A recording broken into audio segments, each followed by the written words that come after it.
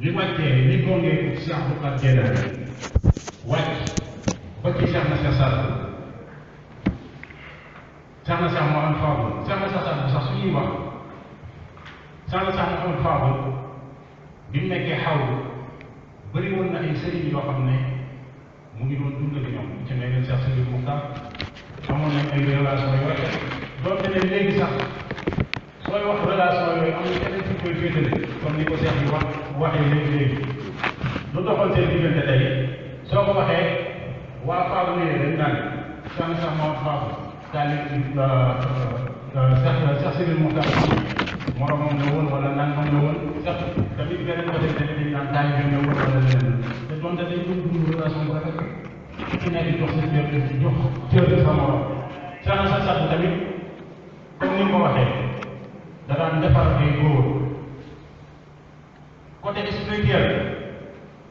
suñu joxee exemple rek bi mu nekkee xaw na avant moo génn diggante ak ay magam lépp a rafet ñenn ñi nga xam ne sax doon ñu woon xam këram bi ñu ko xamee rek moo nangul ku si ne sax si lu xew gis nga mooy bu rëy bi ko way kenn dara tollul ne moom ni mu fa jógee tamit ba ñu ko egsee Nimza bi mu egsee Trarza buuru Trarza diggante seen diggante ñoom ñaar waaye nag ak borom xam-xam yi nga xam ne fekkoon na leen fa te xamuñ kan mooy Cheikh na Cheikh Sadou jaar-jaar yi dox seen diggante ba ñeneen ñi nangu xam ne moom la ñeneen ñi bañ ak li leen yàlla teg après diggante ak buuru Trarza xamu ko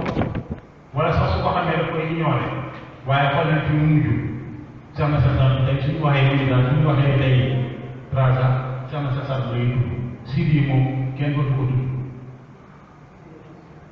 kon ñoom seen diggante ñaari loolu raar na mu ànd kon damay dégg sax Cheikh na Cheikh Sadou sëpp ñu koy wax la plupart bu may liir bu may liir du ma tax net raar na ngeen koy gis yenn yi ci côté nguur nañ def jàngat boobu du waxuma buur yi fi nekk ay kon gerte wala président yi fi nekk ay kon gerte wala ñoo xam ne dañuy lekk alal jàmbur waaye sax na Cheikh Sadou sëpp bu loolu sax après ñun ñëpp dañ war nañ see def ay jàngat kon certains bëri na dañ lay jox rek dugg foofu suñu paree après ñu fas yéene intervenir ci waxtaan bi seqal Oustaz Aliou Mbaye waxtaan am na ñoo xam ne pare nañ pour def ci ay intervention kon nag Cheikh Aliou Mbaye ñaata incha allah ñu jàll si loolu asalaamaaleykum bismillah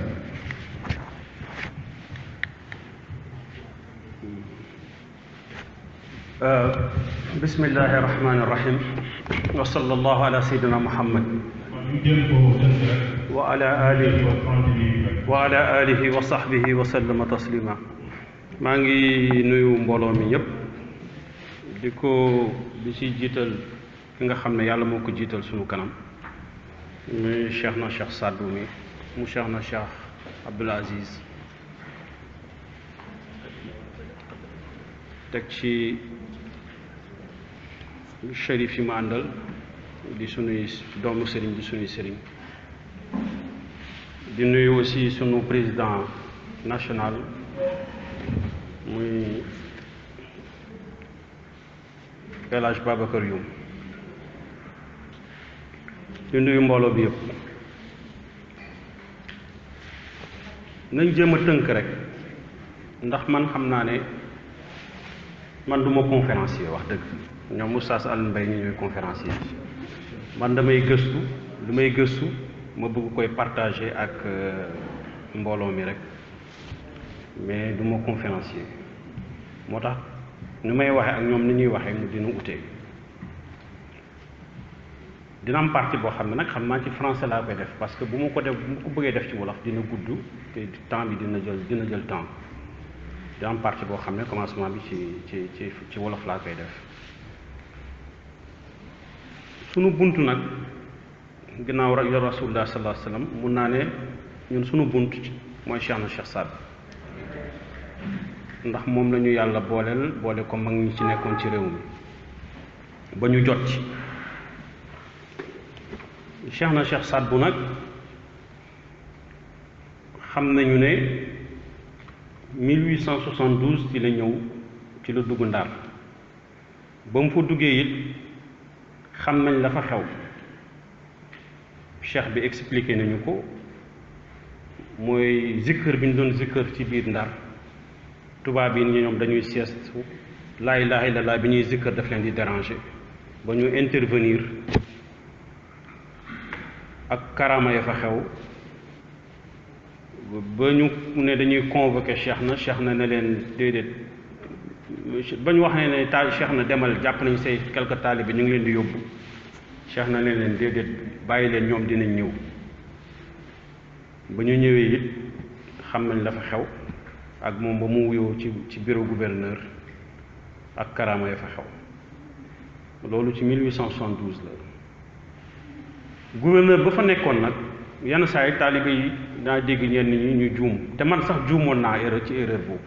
waaye cheikh bi moo ma rectifié ndax dañuy wax naan Koppalaani moo fa nekkoon fekk na du Koppalaani gouverneur ba fa nekkoon mi ngi tudd François Vallière moom moo fa nekkoon ndax Koppalaani par la suite lay ñëw moo tax ñun li ñuy wax moom moo ñu ko gën a xam dañuy gëstu rek waaye moom moo ñu ko gën a xam donc gouverneur Vallière moo fa nekkoon bu ñuy wax François Vallière officier la woon moom moo nekkoon foofu moom ñoom ñoo bëggoon fexeel Cheikh Saad Bou mu def karaama foofu ñu xam ne kii du ku ñuy xoqatal du ku ñuy tiital ñu daal di ko may jàmm Cheikh na nag ci Mauritanie joué na fa rôle yu am solo parce que thème central bi ñuy waxtaane mooy les relations entre le temporel ak le spirituel et les ahlu bayt moom nag dafa nekk koo xam ne rôle bi mu ci joué man gisuma ku ko joué sincèrement ndax moom bu mu ñëwee trarza bi mu njëkk bi mu doon évoluer trarza boobu moom cosaan woofu moom cosaanam mooy out yàlla def bàyyam libéré ko seexal ko mu mat sëkk nekk góor yàlla bu mat sëkk mu daal di génn zone d'influence bu bàyyam daal di dem vers le nord loolu moo ko andi ñun suñu zone bi ba mu demee vers le nord nag nekk na foofu ba après sanc fu ñuy wax Tuitzig mu nekk fa Tyr bi mu duggee dans le Trarza nag amoon na ay problème ak buur ba fa nekkoon buur ba ñu nekk mu Mohamed Lahbib Mohamed Sidi waaw Sidi Ould Mohamed Lahbib mu am problème ak moom ak la fa xew yépp bon duñ ci mën a gudd ndax man thème bi centré wu ma ko woon sax ci moom ndax dama bëggoon Cheikh Papa Seck Gueye dugg foofu mais comme yàlla def ñëw mënuma ñàkk a duggee noonu parce que bu ma tëbee rek wax ci yeneen chérif yi te wax ma ci Cheikh na day am luy manqué moo tax ma jaare ma ko fu def ko sama bunt donc Cheikh Saad Bou def médiation nag diggante tubaab yi ak Trarza nga xam ne zone boobu la nekkoon médiation boobu lu tax mu am solo mooy Trarza dafa amoon problème mu instabilité dafa am buur yu fa nekkoon bu ñuy wax Ahmed Saloum ak keneen ku ñuy wax Sidi Ould Mohamed Fall moom ay tiraillement ay xeexoo ba pare mu nekk aussi zone boo xam ne dafa amoon anarchie ba tax tubaab bi ñemewuñ ko ndax colonisation Afrique de l'Ouest colonisation Mauritanie mën nañu wax moom mujj fii ci Afrique de l'Ouest tubaab yi dañu yéex a dugg Mauritanie te Koppalaani moo leen duggaloo Mauritanie te Koppalaani moom déggoon na arab te moom balaa moo ñëw Sénégal moom dafa jaaroon bureau des affaires musulmanes la nekkoon dafa jaaroon Algérie ndax ñoom dañ leen di daanaka Algérie pépinière la pour ñoom ñu jàng ñu xam culture arabe xam culture peuple yooyu maîtriser langue arabe wala xam ci lu bari doog a ñëw donc ñu doog ko ba mu dugg Sénégal nekk secrétaire général des colonies ñu nommé ko commissaire du gouvernement chargé de la Mauritanie waaw délégué mu am délégation boobu chargé ñu jox ko plein pouvoir loolu mi ngi am en diggante 1898 ak 1900 période boobu la ci la dugg ci la Koppalaani ñëw Koppalaani nag bu mu ñëwee def na ay mission dugg biir explorer tuuti biir Mauritanie mooy mission boobu mu defoon première mission def na ko bi mu ñëwee 1898 Nipsi mission boobu réussir ñu renforcer ko mu gëmloo tubaab yi ne pacifiquement mun nañu dugg biir Mauritanie zone boobu nag dafa amoon lu ñuy wax ay tribus guerrières ak ay tribus maraboutiques tribus guerrières yi nag ñoo doon semer l'anarchie ñooñu attaqué caravane yi doon jox ñëw Ndar di andi marchandise ñoom daal kenn mu loon maîtriser même buur yu fa émir yi fa nekkoon sax mënuñu leen maîtriser ay ceddoo la ñu woon daal fini tribu marabouti yi nag mooy tribu mooy ñii nga xam ne ñoom mooy waa kër Cheikh na Cheikh Sadbou ak waa kër Cheikh Sidiya ak certainement boo amee ñeneen aussi man mun naa mu am ñeneen tribu marabouti certainement am na yeneen mais ñoo ci gënoon ràññeeku daal waa kër kii déjà moo tax Cheikh na Cheikh Sadbou wax tubaab bi ne leen parce que Cheikh na mu ngi ñu ko doon expliquer parce que moom bi tubaab bi bëggee dugg Mauritanie dafa ñaan yàlla pour ñu bañ a dugg yàlla xamal ko ne loolu lu mu dogal la dogalam la ba pare mu daal di nangu dogal ba nag daal di nag seet nu muy defee ba nga xamee ne tubaab bi bu ñu duggee itam du andi tension wala du andi kii te boo xoolee sax mbiru yàlla tubaab bi dañu nekk troisième force boo xam ne dafay après bu ñu duggee dañuy stabiliser foofu ndax ñoom faruñoo kenn te lam leen waxoon ne leen respecté leen seen diine rek ak seen aada bu ngeen duggee seen si suñuy diine ak suñuy aada daal bu leen ci laal dara bu ngeen bëggee am jàmm donc loolu Cheikh na Cheikh Sadbou joué na rôle boobu sauvé na aussi ay tubaab yoo xam ne avant Koppalaani jéemoon nañ dugg Mauritanie ñu jàpp leen ñu bëgg leen a rey mu sauvé leen moom Cheikh na Cheikh Sadbou moo leen sauvé mu def intervention ndax dafa amoon influence moo tax bokk na ci Léon Faber bokk na ci kii Paul Soleil bokk na ci mission Blanchet mission boo xam ne dañu bëggoon dem au nord de Atar fi ñuy wax Sebha Hadijil ay nitrate la zone bu am xorom la ñu étudier suuf si pour xam lan mooy njëriñ li parce que tubaab bi fu ñu dugg rek dañuy étude def ay études xool suuf si xool relief bi xool gàncax gi xool lan njëriñ moo am ci réew mi pour ñu mënti dugg bu ñu duggee lan lañ fa mën a jëriñoo alors mission boobu sax mission Blanchet sax Boyel Mokhtar Seck lañu àndaloon mais amoon na ci ay problème moom itam xawoon nañ leen sax rey dégg nga mais après Cheikh na Cheikh Sadbou moo intervenir ci émiru Trarza ci émiru Adrar waaw mooy Al Aïda noonu la waaw Sidi Ahmed Al Aïda mu intervenir ci moom ba yàlla def ñu libéré leen dégg nga mais amoon na sax ay mort am na ñu ci dee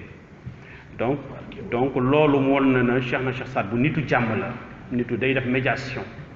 te médiation bi yemaloo ko foofu ndax même seen biir sax ci biir naar yi sax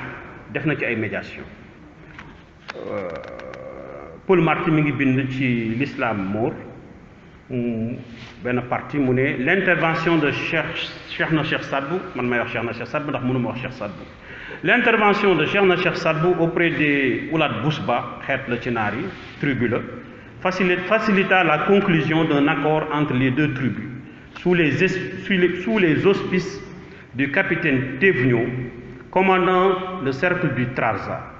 La lutte ouverte a pris fin, mais l'esprit d'animosité subsiste encore et pour longtemps entre Oulad Biri et Oulad Bousba. Des rixes individuelles éclatent sans cesse au pâturage ou au puits pour l'occasion la plus futile. Donc Cheikh na Cheikh Sadbou pour l'essentiel jàmm am na ndax moom ci intervention pour jàmm am diggante ñaari tribu yoo xam ne dañ doon xeex ndax am ay xeexoo dafa bari woon yenn saa yi ci ay problème mu jur yenn saa yi ci ay problème mu puits ay problème mu teen nga gis ay problème mu suuf problème mu héritage ñu jël ay fetal tax Mauritanie dafa bëri woon fetal bëriwuñu nit trop parce que ñu doon estimer zone boobu recensement yi tubaab yi defoon à peu près ay 100 000 personnes ci zone boobu ñoo fa dëkkoon mais li tax mu bëri mu róowul ak Sénégal mooy dafa am benn enclave bu ñuy wax Rio del Oro moom la ñuy wax Sahara espagnol tubaab bi moomuñu ko woon espagnol yi moomuñu ko kii espagnol yi ñoo ko moomoon mais trafic bi yëpp foofu la doon duggee armes yëpp foofu la doon duggee moo tax ñoom macha allah dañu bëggoon dañu fetal bi foofu dafa bëri woon donc ce qui fait que c'était pas facile pour ñu mën a évoluer ci zone Cheikh na Cheikh Saad Bou aussi ci Sénégal amoon na relation ak sëriñ yu bëri ay nitu yàlla yu fi nekkoon ak comme El Hadj Malick ak comme Serigne Touba El Hadj Malick lu mu wax ci moom ci traduction wu Maguette Gaye waxuma ko nag comme ni saawaay di wax ñenn ñi dañuy wax pour yàq wala pour yeneen kii mais dama ko wax parce que pour gonfler seen sëriñ. pour gonfler sama sëriñ wala pour noonu yenn saa yi dafa nga dégg ci ay conférence ay nit naan sëñ Touba wax na ci Cheikh na Cheikh Saad Bou wax na ci sëñ Touba lii mais duñu wax aussi duñu wax li sëñ Touba wax Cheikh na Cheikh Saad Bou te ku nekk wax na moromam am wax na vis-à-vis témoignage u Xaadimu Rasul ci Cheikh na Cheikh Saad Bou ci livre bu ñuy wax kii Cheikh na Cheikh Saad Bou borom Touba borom Nimzaat plutôt bu Maguette Diaw édition xamal moom bokk na ci ñu ko bind ci taarixu jaar-jaaru Cheikh na Cheikh Saad Bou mun naa wax ne ci ñi may inspiré la bokk dafa wax je réponds à celui qui avant d'être de ce monde fut une lumière qui éclaira tous les temps. Salut au maître des maîtres, au pouvoir spirituel inaccessible et qui est le bonheur sublime, qui procure le bonheur aux éloignés comme aux proches. Ô maître, prends acte de ma considération à l'égard de mes pères consanguins dont tu es le dépositaire spirituel incontesté. Sud El Hadj Malick moom mu wax Cheikh na Cheikh Saad Bou bu ñu defee traduction bi bu Maguette Diaw mu ne estime et amour pour toi constituent les mobiles de mon salut. Tu es le guide éclairé de notre époque, de tes contemporains. Je ne cesse point de m'abreuver de tes sources spirituelles, car tu es d'une spiritualité si élevée qu'aucun élu ne peut l'atteindre. Baignera dans le bonheur celui qui vous admire, vous descendants de l'apôtre, et s'éterniseront dans l'amertume vos ennemis. loolu ay wax la yoo xam ne ñooñu wax nañu ko loolu relation nga xamee ne Cheikh na Cheikh Saad Bou amoon na ko ci gàttal rek ndax gën na yaatu loolu waaye am na ñeneen ñoo xam ne peut-être ñoom ñoo gën a habilité pour man pour dugg foofu ndax ñoo ko gën a maîtriser léegi nag dinaa wax ci beneen chérif boo xam ne aussi mënuñu wax histoire Afrique de l'Ouest ak histoire Sénégal te wax ñu digganteem ak pouvoir temporel ak pouvoir spirituel muy Cheikh na Cheikh Mahfou bu Casamance Cheikh na Cheikh Mahfou Ould Abba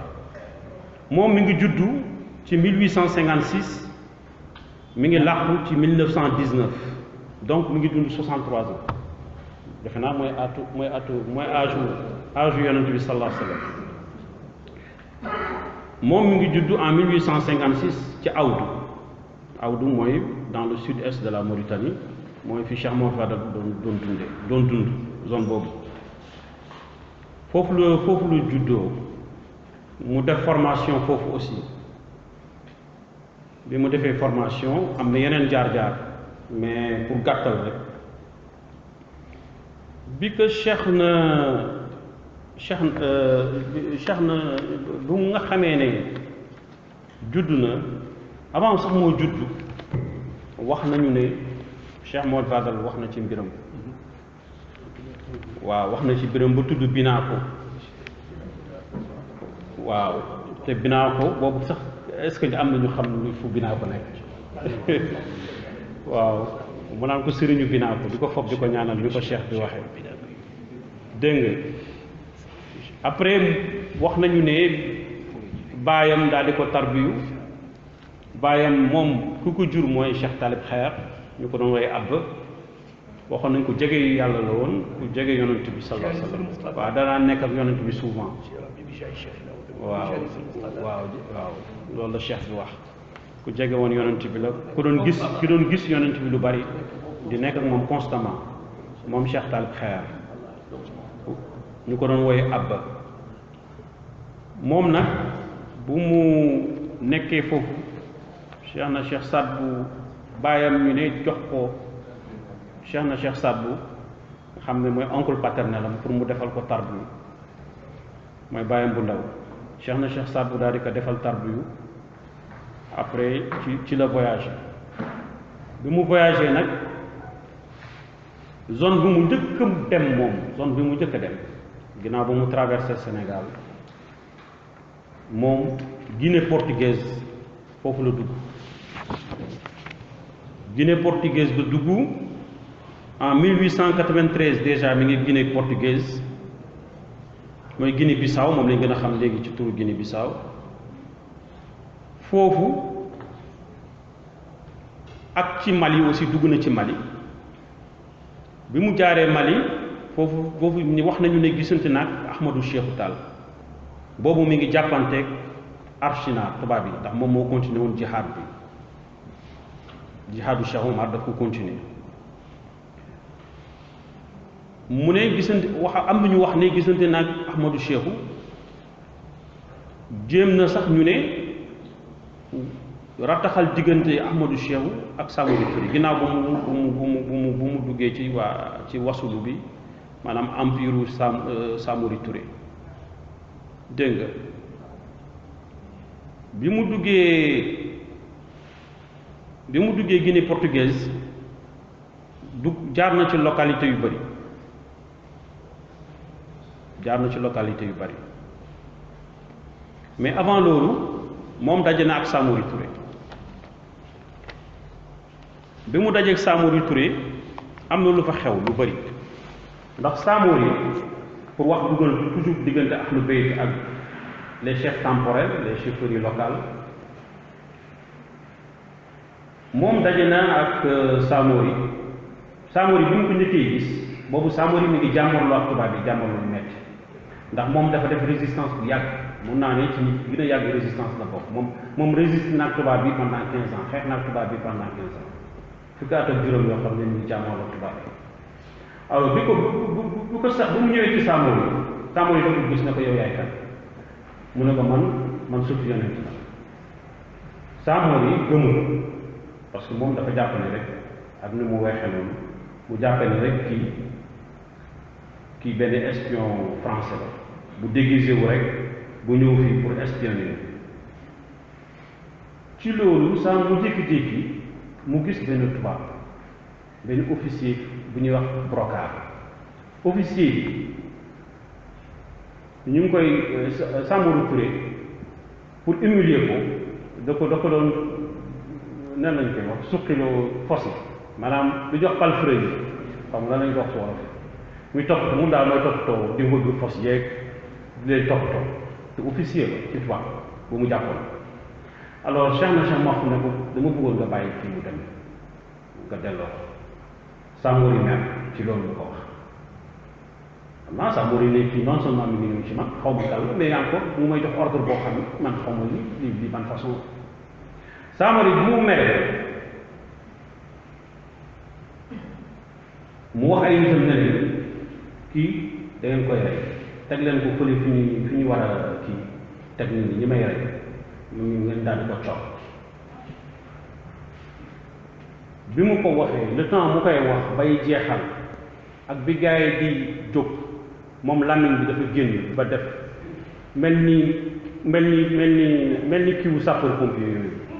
rapport yu gudd yooyu kii ko war a rey ba mu dawee moom dafa daw ba jëpp ko rek taxaw def ni loxo bi rek mënatul bouger Cheikh na Cheikh Mahf daal di leen laal fu mu ci laal nga dellu sa état normal après Cheikh na Cheikh Mahf foofu nag mu xam ne kii du espion ki nitu yàlla la ci leneen la dégg ci la nag commencé xoole ko yeneen bët ba wax ko sax ne ko da ngay toog fii mu toog fa def na fa 6 mois ci ñu nettali def nañ fa 6 mois ci 6 mois yooyu avant mois di ñibbi wax na ko mu bàyyi fa ay nit ñi ma àndaloon pour ñuy jàngal ay nitam xam-xam jàngal leen xam-xam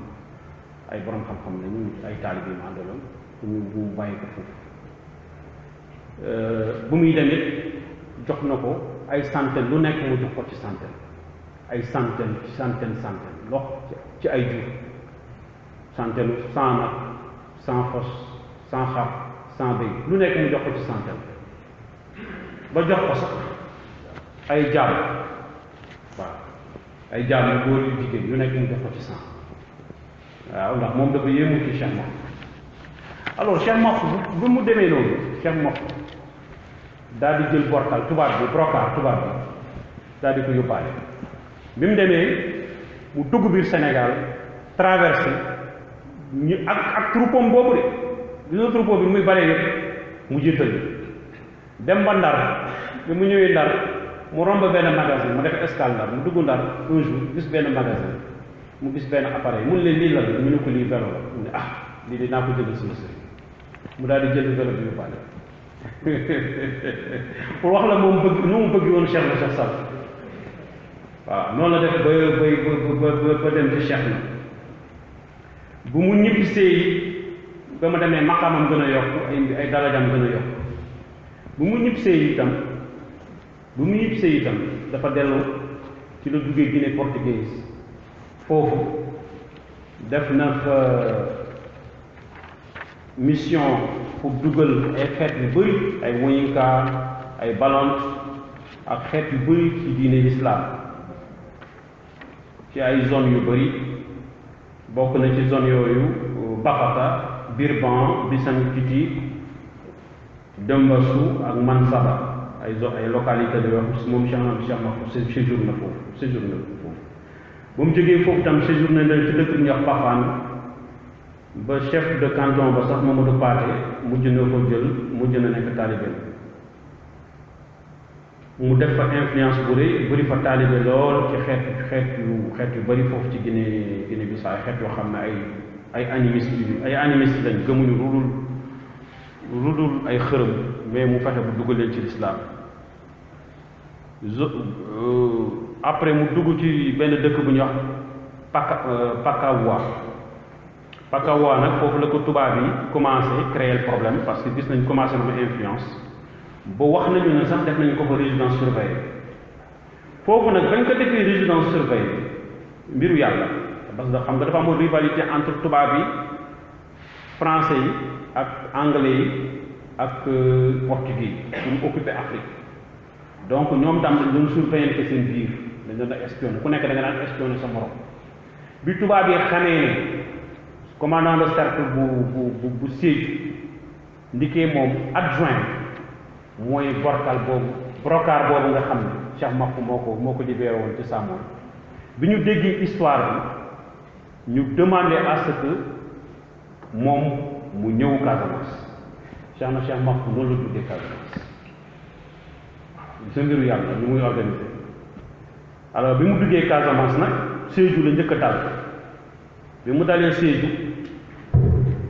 nekk fa diir boobu ba li ma lay wax ni binaa ko bi ñu ko waxoon ba léegi tegu bu fa tànk di ko maamam waxoon ba léegi tegu bu fa tànk mais foofu lay déggee turu binaa ko foofu noonu Sédhiou ci ay balante yu jàppoon ndax binaa ko zone boobu zone balante la ci ay balante yu jàppoon di leen juger ñu ne ñi ñan la ñu ne waa binaa ko mu déggu di la na dëkk bii lañ ma waxoon waaw dëkk bii lañ ma Cheikh Mohamed Fadel waxoon donc après ci la ko commandant bi nag ñu wax ne ko boo bëggee nga toog fii Sédhiou nga def fi sa foyer religieux mu leen déedéet fii taxumaa jóg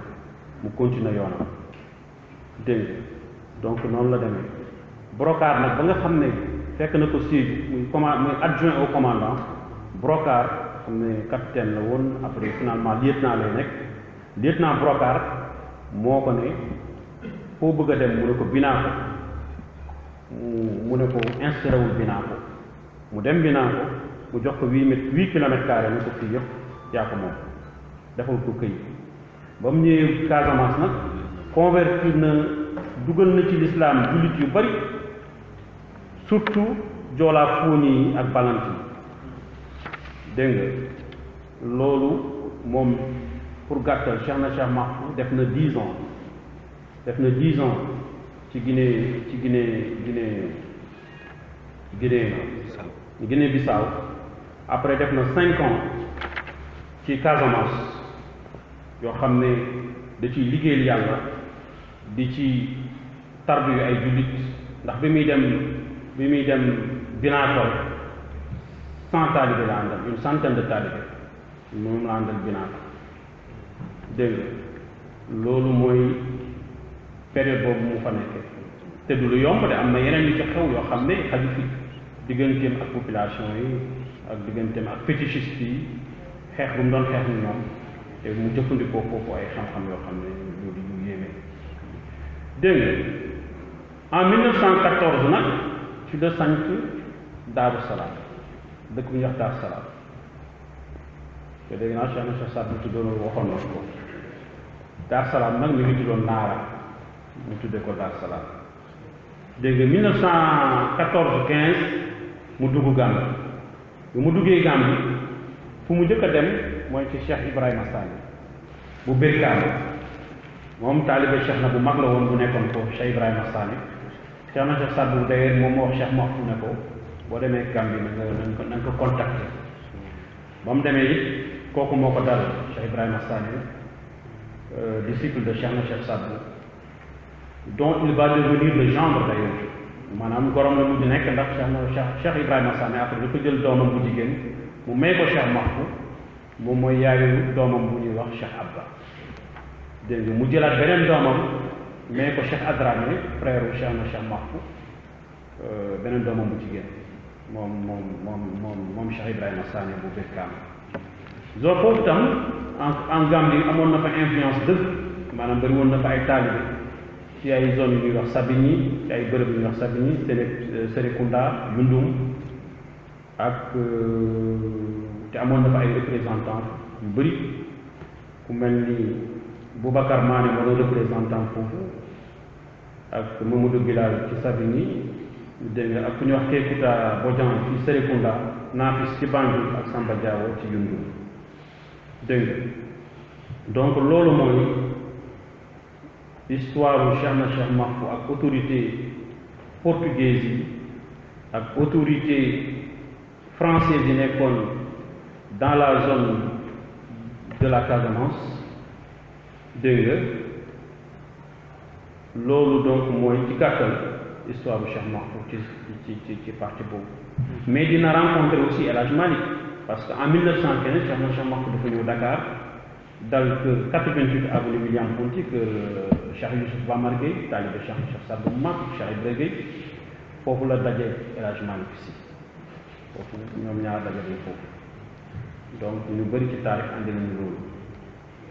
donc lii daal mooy li nga xam ne moom lañ mënoon wax ci histoire Cheikh na Cheikh Mahfou ak autorité coloniale yi nga xam ne ñoo fi nekkoon partie bii nag dama koy lire en français pour gagner du temps ndax bu mu ngi guddi donc les chérifs et les autorités temporelles du temps de Cheikh na Cheikh Sidati El Kébir. Ce dernier fut, il faut le rappeler, le principal artisan de la titrisation du périmètre sacré de Nimzat auprès des autorités coloniales pour faire de la cité fondée par son père Cheikh na Cheikh Saad bu un havre de paix bénéficiant de la sécurité juridique. On va parler maintenant des shérifs et du temps de Cheikh na Cheikh Talibou Bouya, relation entre Cheikh na Cheikh Talibou Bouya et certains guides religieux et les autorités temporelles de son époque. Il faut dire que Cheikh na Cheikh Talibou Bouya est le précurseur et l'initiateur du pèlerinage de Nimzat. Si je me fais des erreurs, on peut me rectifier. Il effectuait, c'était durant les années 40, si je me trompe, il effectuait régulièrement des tournées annuelles au Sénégal pour se rapprocher de ses disciples et diffuser l'enseignement spirituel hérité de ses ancêtres depuis Cheikh Abdul Qadir Jilani en passant par Cheikh Mohamed Fadel Ben Mami. C'est ainsi qu'il a pu recevoir lors de son séjour à Dakar les présidents Senghor, Lamine Gueye et Mamadou Dia. jëlee naa ci mag ñi ne Senghor ci ñëw boobu mu seet Cheikh na Cheikh Talibou Bouya jox na ko 500 000 Lamine Gueye jox na ko 500 000 Mamadou Dia jox ko 1 million xam naa moo leen gën a tabe. Rappelons que ce dernier de loolu rek parce que rappelons que ce dernier fut son disciple Mamadou Dia ci moom la jëlee ci moom la jébbalu woon ci Cheikh Talibou Gueye. Rappelons que ce dernier fut son disciple très dévoué qui le comblait de hadiya et dont le dernier fut un pistolet à double canon accompagné de cartouches rangées dans des boîtes métalliques de fabrication allemande. Cependant, ses relations avec le président Senghor ne furent pas très intimes, du fait que ce dernier ne voulait pas embrasser la religion musulmane. À Dakar, Cheikh Talibou Gueye résidait d'abord à l'avenue Faidherbe, sur le site actuel de l'usine Saprolé, puis plus tard à la Gueule Tapée, non loin de l'immeuble Diez. Cheikh Talibou Gueye et les autorités temporelles. Cheikh Talibou Gueye convertit à l'islam d'autres autorités, à l'image de Boursine Mayakor Diouf, dont certains enfants portent des noms chérifiens tels que Mahfou Mayakor et Cheikh Sadbou. Boursine Mayakor, c'est le dernier bourg du Sine, pour rappel. Boursine Mayakor Diouf réservait toujours un accueil chaleureux et très intime au fils de Cheikh Talibou Gueye à Diakhao Sine. Rappelons également que Boursine Coumba Ndoffène Diouf rencontra Cheikh Sadbou à Pench à Linguère, à Thiès, et lui prêta un serment d'allégeance en tant que disciple. C'est probablement une des raisons de son attitude positive vis-à-vis de Cheikh Ahmadou Bamba lors de ses démêlés avec les autorités coloniales. Les shérifs et les autorités religieuses du temps de Cheikh Talibou Gueye. Rapport des relations entre Cheikh Talibou Gueye et certaines autorités religieuses. À Kaolack, lors d'un de ses séjours, il eut à accueillir dans son haïma le marabout Cheikh Ibrahima Niass, qu'il perfectionna spirituellement. En effet, ce dernier effectua à cette occasion la tarbiya auprès du grand maître de la voie soufie. Donc Cheikh Ibrahima Niass bu Kaolack daana ñëw ci Cheikh Talibou Gueye di ko tarbiyu. wax nañu mag ñu am na mag ñu bari wax nañu ne bokk moom moo ko taal ci baatin moo ko taal waaw. Victime d'ostracisme, ici c'est à Tivaouane. Victime d'ostracisme et de persécution de la part de certains Mokhadem Tidjane de Tivaouane, Cheikh Abdoul Aziz Dabakh trouvant en Cheikh Talibou Gueye un soutien indéfectible qui lui permit de dominer son monde et de gravir les marches menant vers la réalisation spirituelle authentique. En effet, il trouva Cheikh Talibou Gueye à Gueule Tapée un jour de vendredi. Après la prière, il lui offrit en guise de hadiya 200 000 francs de l'époque, un sac de riz et de sucre, 2 béliers et 5 tissus de maïlus pour femmes. Le cheikh pria pour lui et le rassura. Et c'est grâce à l'exaucement de cette prière que la paix revint à Tivaouane. Une fois installé au khalifa de son père, Cheikh Abdoul Aziz Dabakh reçut à Tivaouane le khalife de Nimza, qui à cette occasion lui renouvela le wird de Tidjane à sa demande. Donc relation yu rafet moo amoon diggante Cheikh Talibou Gueye ak Cheikh Abdoul Aziz Dabakh. bu ñëwaan Tivaouane dina ko fekk foofu Cheikh Talibou Gueye bu ñëwaan Tivaouane dina ko fekk foofu dina ko jox yëkk dina ko jox aussi teraanga yu bëri.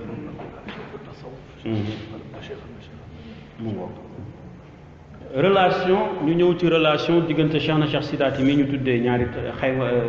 tali les allées de ñaari tali ak Cheikh Talibou Gueye ak jamonoom. On raconte qu'avant son accession au califat de Nimzat, Cheikh Sidaati était devenu un commerçant prospère,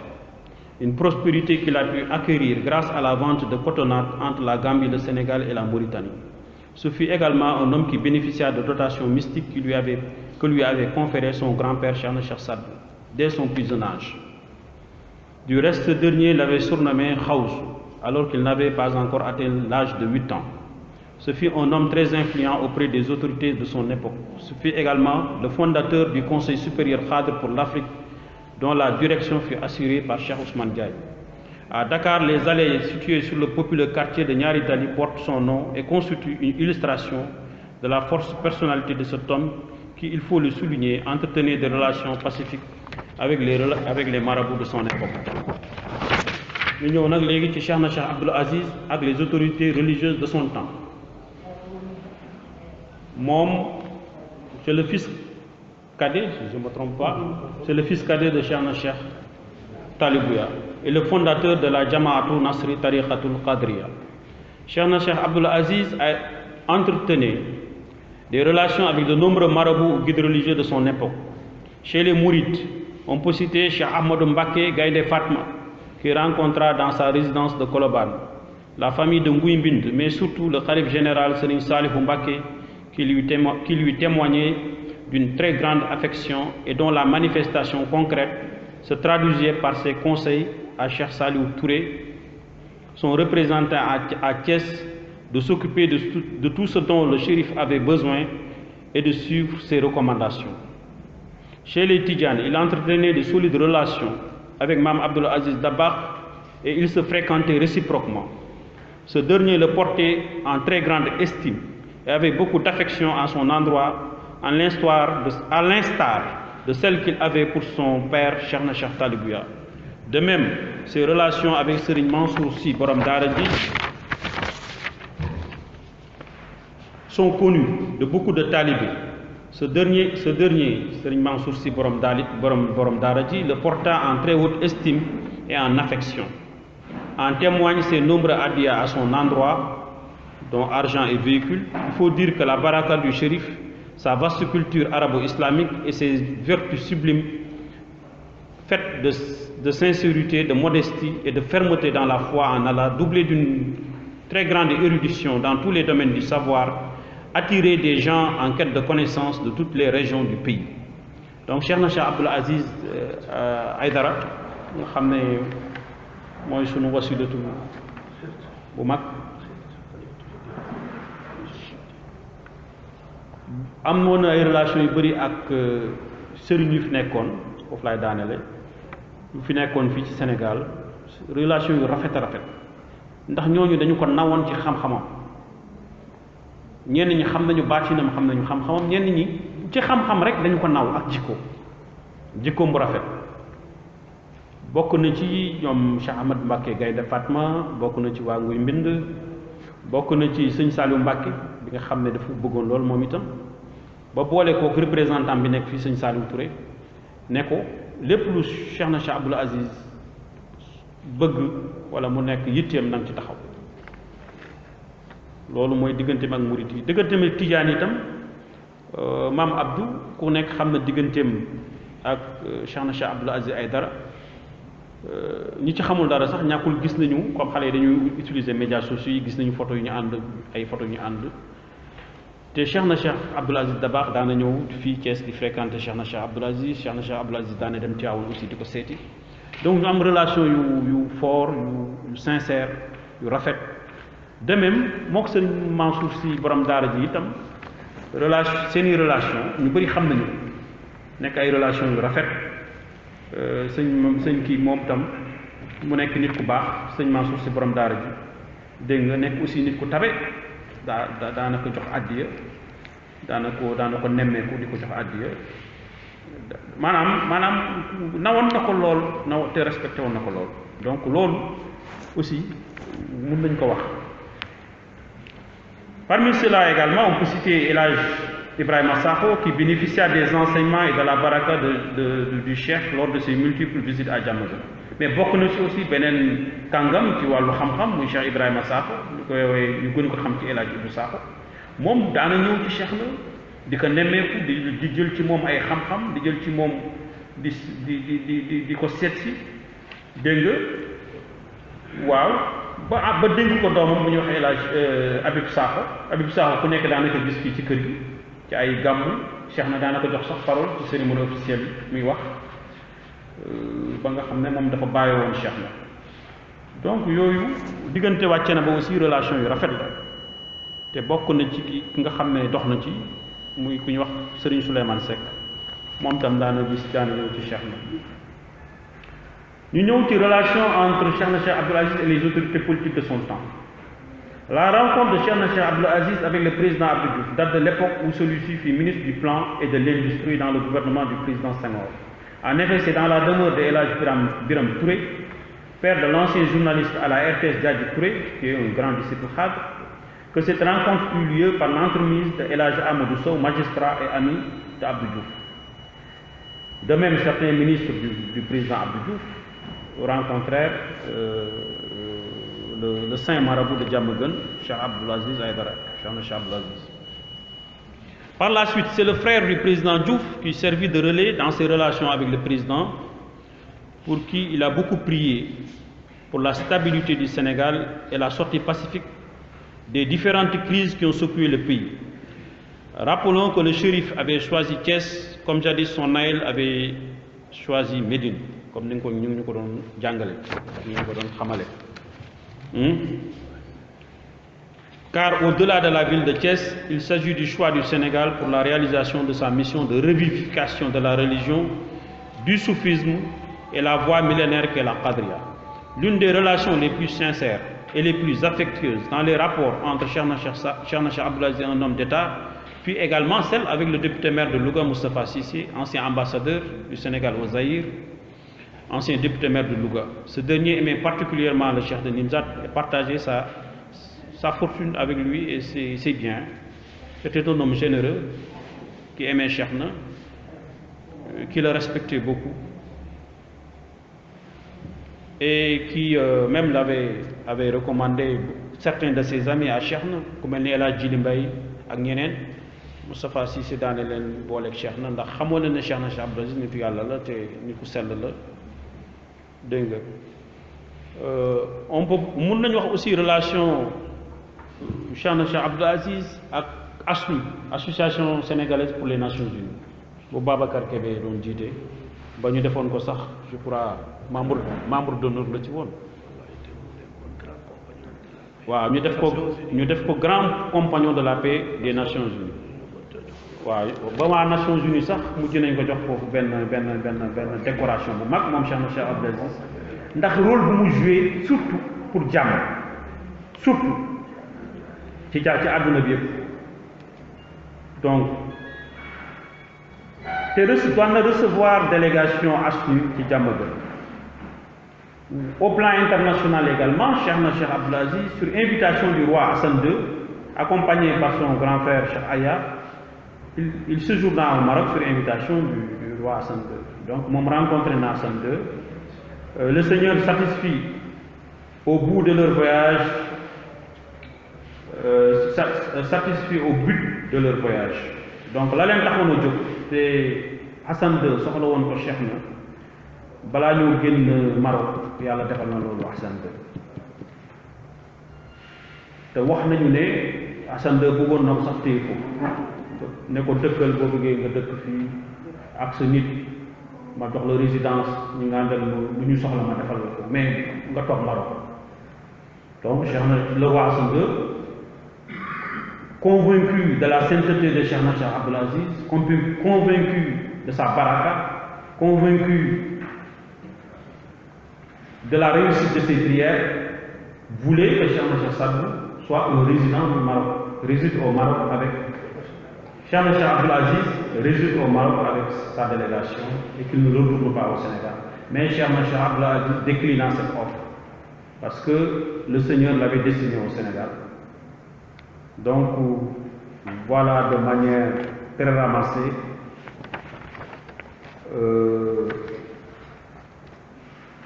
l'histoire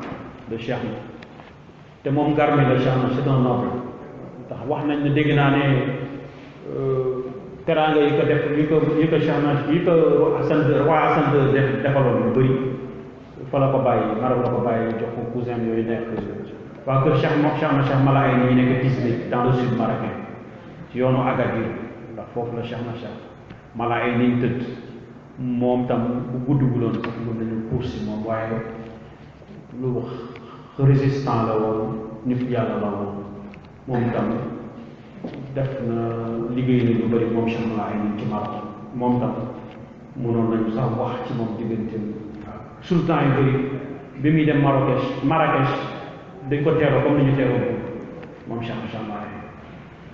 rencontré na sultan Moulay Abdelaziz, rencontré na Moulay Hafid, rencontré na Moulay Hassan ñetti sultan du Maroc yooyu yëpp moom daje naa ñoom waxtaan ak ñoom jëflante na donc lii daal ci gàttal ci sama conférence ci sama speech sama intervention boo xam ne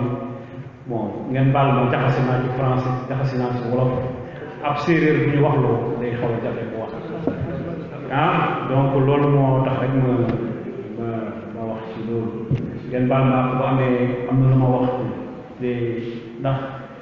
nit ki histoire yenn yoo xam ne lu ci bëri fekk woo ko dafa xaw a jafe te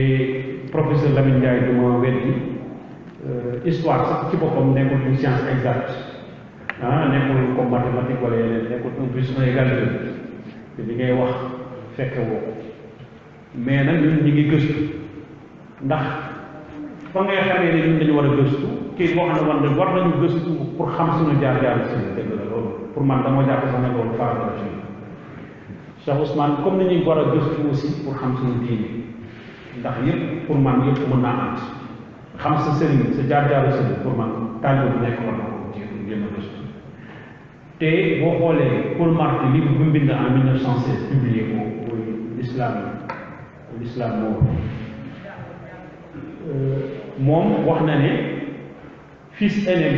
bu Cheikh na Cheikh Saad nee na li mu bind andi ko ci doomu Cheikh na Cheikh Saad bu yëpp ku nekk mu cité la wax fu nga juddoo wax fu nga génne àdduna wax ñaata doom nga am moom Paul Marty moo ko def de tubaab la te nee na loolu enquête la rek nee na ay waxtaan yu bëri yu mu amoon nag taawu Cheikh na Cheikh Saad ci Ndar nee na ci la collectionné renseignement yooyu yëpp bu ñun sax yooyu am nañu ciy jëriñoo rawatina nit te moom du jullit kon ñun aussi war nañu góorgóorlu ñu xam suñu jaar-jaaru sëriñ ak taarix ngeen baal ma jërëjëf sëriñ. merci jërëjëf. jërëjëf. comme ni nga ko waxee jàpp naa ne leer na ndax bit bi rek mooy